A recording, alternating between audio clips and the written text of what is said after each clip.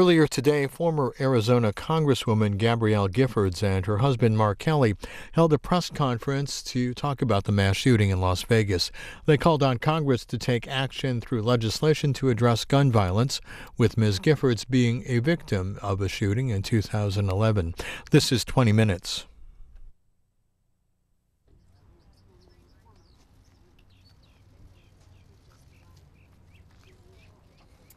Good morning, everyone. I'm Katie Peters with Americans for Responsible Solutions, the gun violence prevention organization founded by former Congresswoman Gabrielle Giffords and her husband, Captain Mark Kelly. Gabby and Mark are here today to share a few remarks with you all. Following their remarks, we'll take a couple questions. I'll hand it over to Mark.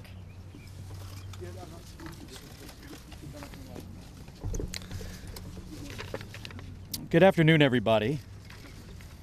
Today is a very dark day for our great country. Thousands of lives are forever changed by what happened last night in Las Vegas. Over 55 people are dead, over 500 have been wounded, and this tragedy has fundamentally altered the lives of countless families, thousands of people. They will have to learn to lead very different lives, as Gabby has, as I have. They're not alone. We are not alone. Every year, roughly 33,000 people die from guns. Over 100,000 more are shot. This is the worst case scenario. It's haunted our dreams, that we would wake up to the news of a massacre like this. Weapons of war in the hands of a determined killer with a tactical advantage. This was an ambush if there ever was one. This was domestic terrorism. Gabby and I are heartbroken. Days like today remind us and many others how quickly things can change. We are angry, but we also have a choice. We can offer thoughts and prayers and move on through life, numb to these losses. We can accept this galling reality. We can accept the wounds. We can accept that folks like Gabby will just have to pay the price for the status quo.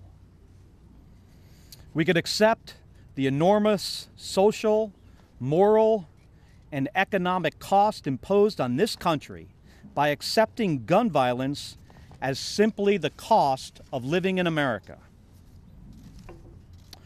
Or we can choose courage. We can decide that this problem is worthy of our greatest efforts. We can reject the idea that this is inevitable. We can distance ourselves from dogma and political point scoring. We can also reject special interests. We can demand that the leaders we elect go to work in the building behind me and the one right down the street don't have the option to say that this is just too hard. What we're hearing today at the Capitol and the White House are thoughts and prayers. Thoughts and prayers are important. We send our thoughts and prayers too, but they are not enough. Your thoughts and prayers aren't going to stop the next shooting. Only action and leadership will do that. For years, Gabby and I have been working to get the people in this building to summon the courage to take meaningful action that make our communities safer places to live. But despite the tragedies in places like Aurora, Newtown, and Orlando, despite daily shootings in communities across America, despite senseless, deadly gun-related domestic violence, despite an epidemic of preventable suicides, despite the problem of toddlers shooting toddlers and their parents, the response from Congress has been to do nothing. Absolutely nothing. Incredibly, Congress is currently working on legislation that would weaken our gun laws. Imagine how much worse last night's shooting could have been if the gunman had a silencer. Imagine the confusion for first responders if they arrived on the scene to a bunch of civilians wielding their own guns, attempting to return fire. Imagine the gun lobby's version of society. Everyone armed, everyone out for themselves, everyone at risk all of the time. Folks, that's just going backwards. We do not have to live this way. Here in America, we are 25 times more likely to die from gun violence compared to people in other industrialized countries. In fact, no other country like ours comes close. This must stop. My fellow Americans, we don't have to accept this as normal. It's not normal. It's not inevitable. It's an epidemic that needs to be cured. And we need to marshal every resource and make every effort to stop people from dying. Make no mistakes. There are steps that they can take today to address the over 33,000 gun deaths that occur in our nation every single year. If we want to make our country safer, we can't just be working to defeat bad legislation like federally mandated concealed carry and the deregulation of silencers. We must be working to pass good legislation that keeps extremely deadly weapons out of the wrong hands. But in order to do that, you, must demand leadership. We need a president who recognizes that we have a gun violence problem and will work towards solutions. Americans need more than our president's prayers. We need his plans. We need a Congress that will stand up to the special interests, look at the evidence, and act to save lives. Public safety must be our top priority.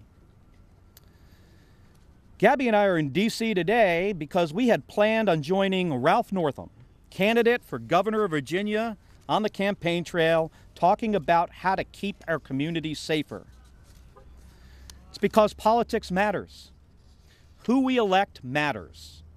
Don't let anyone tell you not to talk about politics when we talk about guns. Gabby got into politics because she wanted to govern. The people we elect will either take us backwards, condemning us to many more days when we wake up to more carnage and more lost lives, or they will take us forwards towards a safer country. Here are a few things that our leaders can do and should do today that will keep Americans safer. Pass universal background checks to make sure everyone gets a background check before they obtain a gun. The studies are clear. Where these laws are passed, fewer people get shot. Where they have been repealed, murder and violence has increased. Subject the sale of the most lethal weapons to stronger oversight and regulation. You can buy an AR-15 in a parking lot with no background check at all. That's crazy. Require guns to be safely secured in the homes of gun owners so kids can't get their hands on them, so unstable relatives do not have access to them. Stop domestic abusers from getting guns. Women are too often killed by abusers with firearms, and most mass shootings start as domestic violence incidents. Allow restraining orders, just like we do with a domestic abuser, to stop folks in crisis from accessing guns. Stop the trafficking of firearms from states with weaker laws to states with stronger laws. And require the CDC and our other public health agencies to invest the resources to prevent gun deaths and injuries like we do for every other similar cause of death or injury. And as a first step, Congress, and we're calling Congress to do this, to establish a special commission, equal parts Democrat and Republicans, to come together towards solutions that will save lives. And finally, don't let anybody tell you that we need more giveaways to the NRA, more profits for the gun industry. Does anybody actually believe that our gun laws are too strong? Give me a break. Action to save lives is the only acceptable moral course for our country. Without action, we are asking one person to be the next person, to die because of our weakness to address evil, and then another, and then another, and then another. Gabby? The nation. The nation's counting on you. Right. Thank you. Thank you, everybody. Yeah, I'll take some questions. Yeah. What do you think has been the deficiency here? We've been at this over and over and over again. Is there something, and hear this question the right way, please, Right. do you feel, though, that there has been something in your legislative strategy that has failed after Sandy, well, we'll go back to Columbine. Why has this never resonated, and here we are again today, and you're making the same case that's been made year after year? Great. I mean, good point. I mean, it's the polarization of our politics. You know, it's people lining up on the side of a powerful corporate interest with a lot of money, who, by the way, happens to support a lot of candidates with a lot of resources to get them elected to office. And that's a problem, and it needs to be addressed. How do you overcome that? Because this Well, so we have been, we've been working to overcome this with the resources that we have, right? To put the people in office that will accept this as a public health issue, that will work to come up with responsible and sensible solutions that, by the way, protect the Second Amendment, but at the same time keep guns out of the wrong hands. Now, the resources are not balanced. You know, so we obviously are always looking, it's quite out of balance until we, work on fixing campaign finance reform. It will stay out of balance. Mr. Kelly, Yes. Mark, if Congress didn't do anything after Gabby was shot and didn't do anything after Orlando or Sandy Hook, what gives you any hope at this point that they'll do something now? Well, right now they're going in the wrong direction, right? I mean, there's a couple pieces of legislation up there that's working to, make silencers readily available to everybody, where everybody can carry a gun basically in any state if they can carry in another state, getting rid of gun-free zones in schools. I mean, they're going in the wrong direction. We need to get them moving in the right direction. What it takes is for people that put these folks in office to demand action. Make a phone call. It's pretty easy to do, and not a lot of people do it. Call your member of Congress, call your United States Senator, call your governor, and tell them that you want action. And then as a follow-up on that, what kind of legislation do you think would have best minimized the carnage in Las Vegas? Right. I mean, I outlined some things today, right? I mean, background checks for all gun sales, is a good first step. Gun trafficking, really taking a hard look at what kind of lethal weapons should we allow people to get easy access to. I mean, we don't have all the details in this shooting today, but it was pretty clear that he used some kind of automatic weapon, maybe multiple automatic weapons to do this. I mean, these weapons are designed to kill a lot of people very quickly. Kelly, you talked about the polarization of politics. How do you stop it? Well, I mentioned one thing you can do is campaign finance reform is a good start. When we started Americans for Responsible Solutions, our goal was just to bring some balance on this issue, and we're working towards that goal. We've helped pass 200 pieces of legislation in over 45 different states. So on the state level, we've done pretty well. We feel pretty good about it. But Washington, D.C., much more difficult place. Kelly, have you ever thought about trying to work on this issue from the inside? You've been fighting on the outside. Could you be a better advocate in the Congress? Well, every time somebody asks me that question, I do think about it. But, you know, Gabby and I, you know, we have been incredibly effective, our organization, in getting legislation passed in more than 45 state capitals. So we're moving this in the right direction. But until we seriously accept this, and the people in that building accept this as a serious public health crisis on both sides of the aisle, we will have other mass shootings like this. Commander Kelly, what do you say to people, Democrats, and even other people who agree with you on this issue broadly, that coming out on the day of a shooting like this is politicizing it and not appropriate? You know, if not now, when? Right? I mean, you know, Gabby and I have all those folks in our thoughts and prayers. We had over 50 Americans die, 500 more injured by gunfire, probably from a .223 caliber round that can fly through multiple people and cause mass carnage. You know, when you're not going to talk about it on a day like this, I mean, how many times can we say that over and over again? Now's not the time. Well, today is the time. Mark, why do you think these shootings are becoming more and more deadly? You know, they're deadly because unstable people, people that shouldn't have access to these kind of guns, can easily get them. I mean, why is this one worse than Orlando? I don't know. Maybe after the investigation we'll find out what this guy's intent was. It's pretty obvious that, you know, he went after a group of people. He ambushed a group of people that didn't have any place to go, and there were a lot of them, and he had a lot of firepower. So, who knows? A lot of what you're suggesting, they're good starts, but, you know, they're half measures compared to, say, what was done in Australia after Port Arthur. Will it ever be possible in the United States for us to sort of like eliminate the fetishization of gun culture that, you know, has the special interest so built up? Or are we going to be working around the monolith of the Second Amendment for a long time?